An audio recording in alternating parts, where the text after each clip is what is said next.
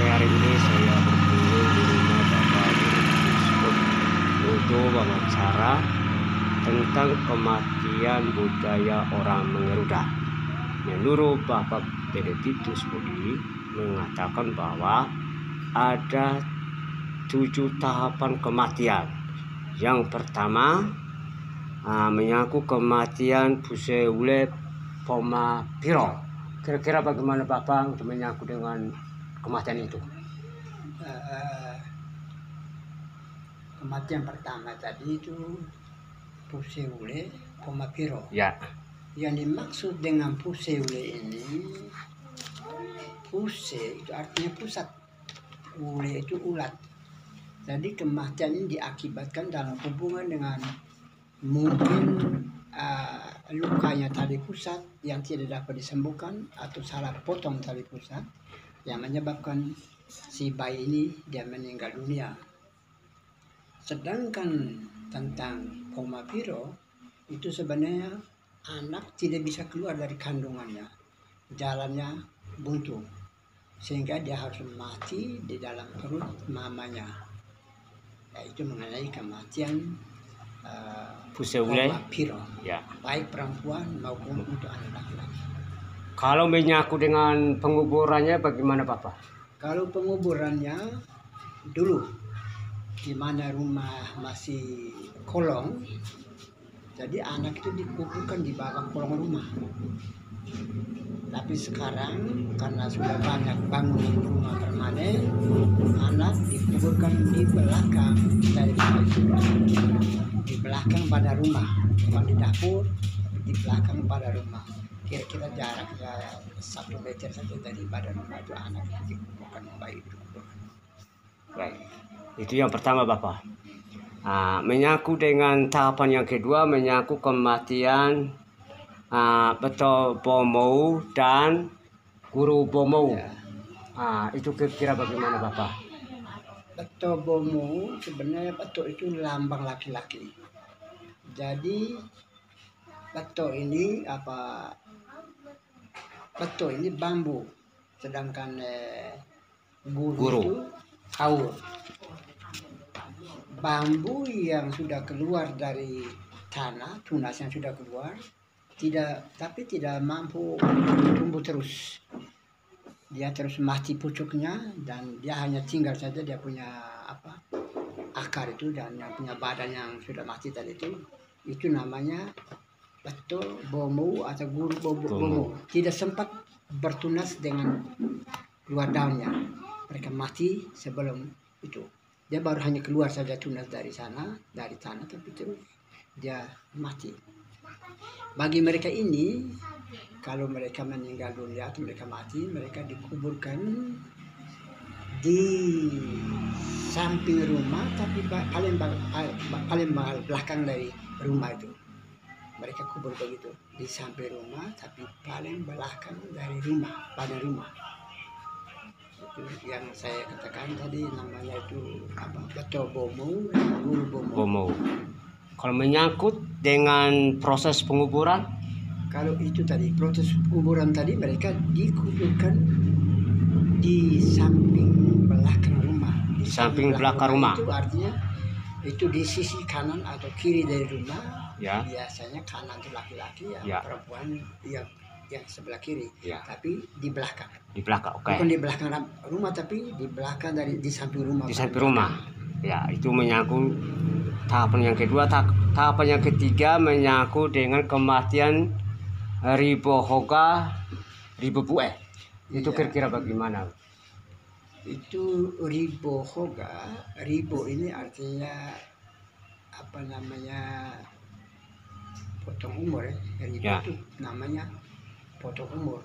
Artinya dia masih hoga, itu dia masih pemuda. Bue itu dia pemudi. Tapi mereka mati di masa itu. Mereka disebut Ribo Hoga untuk laki-laki dan Ribo Bue untuk perempuan. Mereka ini belum memiliki keluarga, artinya belum ada suami atau istri. Tunangan ya bisa termasuk itu, tapi yang mungkinnya suami istri itu belum. Sehingga mereka disebut Ribo Bue atau Ribo Hoga. Ribo Hoga. Mereka juga sudah tanya lagi yang mati. Menyangkut dengan penguburan? Kuburan mereka di depan, di samping rumah, tapi di depan dari yang tadi yang Pogur tadi. Guru Mau dan betul Bo. Ya. Dia lebih ke depan. Lebih ke depan, baik. Itu sudah yang ketiga. Yang keempat menyangkut dengan kematian orang dewasa. Ya, kematian orang dewasa ini sebenarnya namanya atau Mobo, Guru Mobo. Ya. Dia sempat tumbuh dan berdaun juga, ada ranting, ya. Tetapi pucuknya tidak ada. Jadi hanya potong-potong saja dari batang itu, bambu itu, hanya sepotong saja dari itu yang hidup, sedang pucuk di atas. Mereka artinya sepotong saja, setengah daripada hidupnya. Jadi berarti setengah dari batangnya. Jadi mereka ini namanya mati yang dewasa itu sebenarnya termasuk orang sesudah umur Ribo Hoga dan Bue Hoga itu sampai dengan umur tua. Ya. Kalau dia belum menjalankan apa-apa juga, mereka itu termasuk dalam kematian itu. Ya. Namanya Robo Mobo. Ya. Menyangkut dengan penguburan? Penguburannya mereka itu tetap ada di samping rumah atau bisa di luar rumah. Mereka bisa pilih tempatnya di mana tertentu, mereka bisa di samping rumahnya atau bisa di luar rumah. Di luar rumah. Kalau untuk perempuannya sebelah kiri, ya. Laki-laki sebelah kanan. Dalam kampung ya. Dalam kampung. Dalam sekitar kampung ya. Bisa mati kubur di luar. Ya, oke. Itu yang ini 5. Yang kelima menyangkut dengan kematian orang tolol. Kematian orang tolol. Ini orang tolol ini sebenarnya orang dewasa yang sudah melakukan ritus tolol. Ya. Untuk orang Garuda, ritus-ritus yang dibuat dalam baik seorang laki-laki itu mulai dari dulu Koyulu, Pongaza. Kemudian mereka ini yang laki-laki ke sunat. Kemudian perempuan. tingkat yang perempuan belum. Sesudah sunat laki-laki itu mereka sudah dewasa atau remaja, mereka itu harus melakukan ritus buni. Ya. Menurut mengenai buni atau bokohpa ya. Saudara laki-laki pestanya sama, mereka itu duni dengan bokohpa. Dibuat di loka, perempuan acara potong gigi. Ya. Ada hoa, ada mereka tempat sendiri mereka punya. Ya. Nah, pestanya satu kali ya. dengan itu tadi.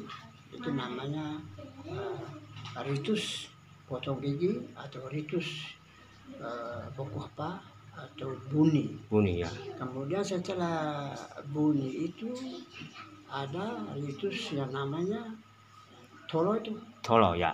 Tolo itu sebenarnya juga mereka yang mampu melaksanakan adat itu dengan sejumlah tingkat pesta.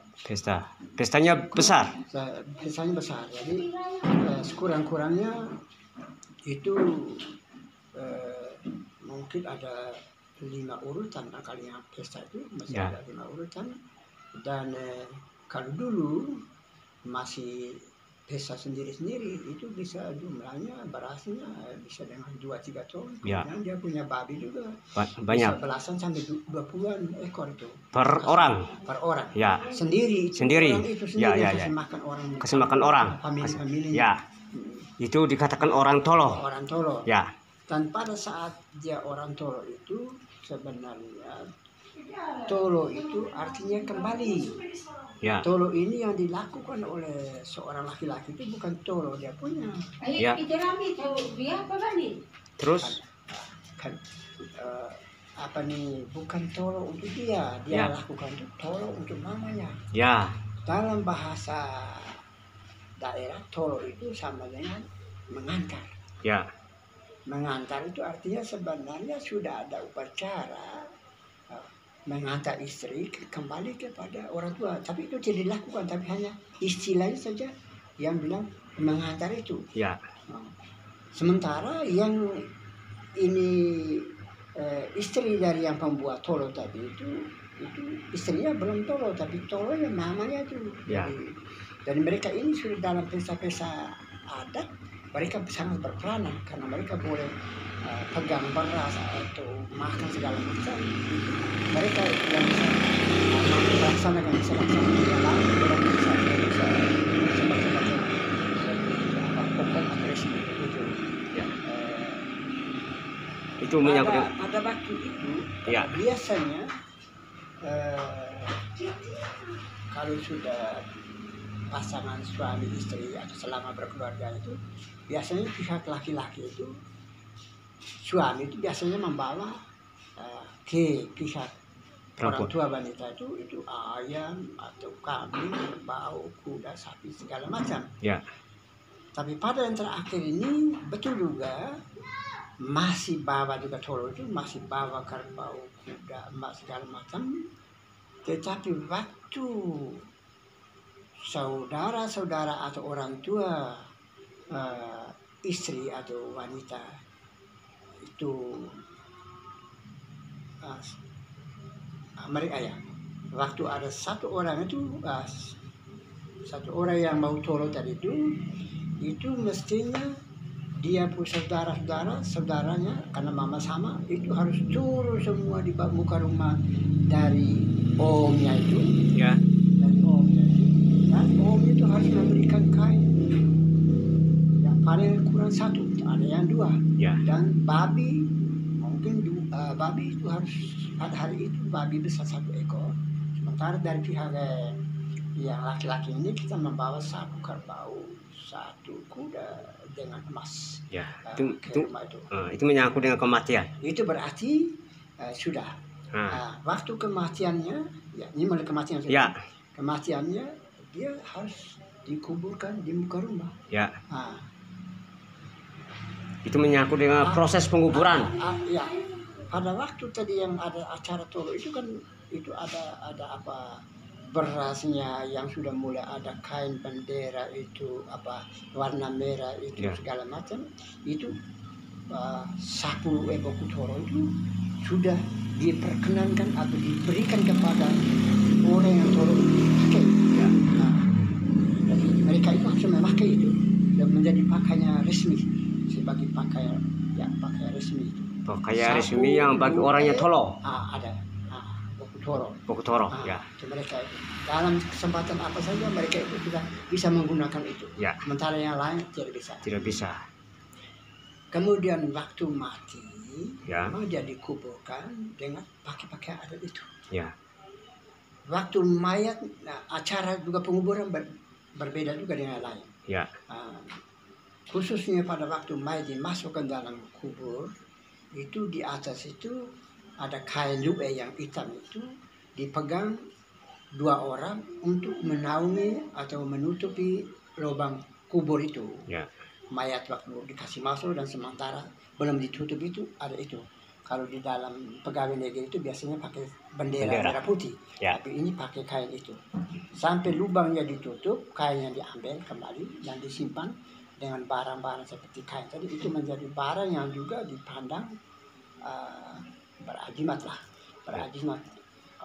bagi keluarga itu, bagi dia punya anak-anak sebagai kenangan bahwa dia punya bapak itu. Sedangkan waktu kubur itu dia juga acara agak lebih rumit ya.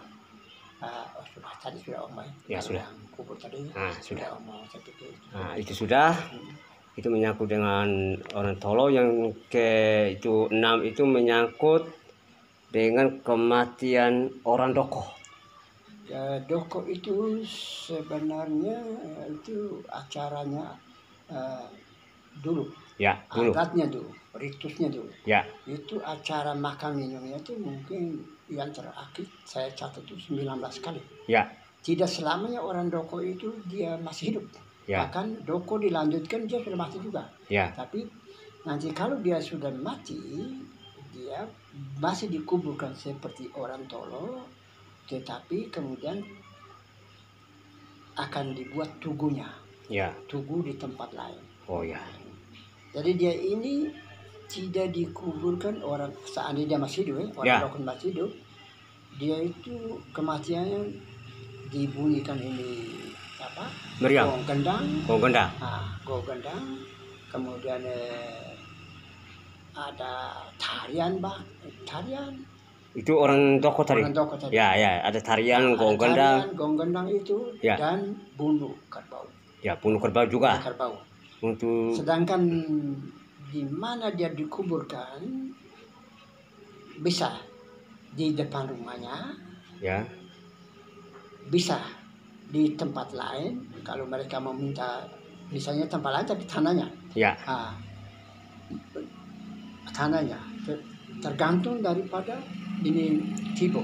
Tibo. Tibo itu satu Acara, upacara kampung Ya. yang menunjukkan di mana sebenarnya dia harus dikuburkan, termasuk Ture. Ture. Dengan demikian dia harus dibuat tugu itu orang Joko itu. Orang Doko harus ada tubuhnya. Ada tugu, Ada namanya. ada namanya. Ya. Dan ini tugu ini juga ditentukan oleh Tibo tadi. Oh ya.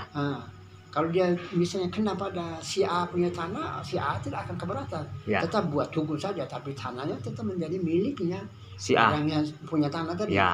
Dan seperti itu. Ya, baik. Itu menyangkut dengan orang Doko. Yang terakhir menyangkut dengan kematian Golo. Golo, sebenarnya kematian Golo ini, Golo itu sebenarnya mati tidak wajar tadi. Oh, kematian tidak wajar. Ya, Misalnya jatuh motor, jatuh kuda, jatuh pohon, pokoknya ular pagu, tenggelam.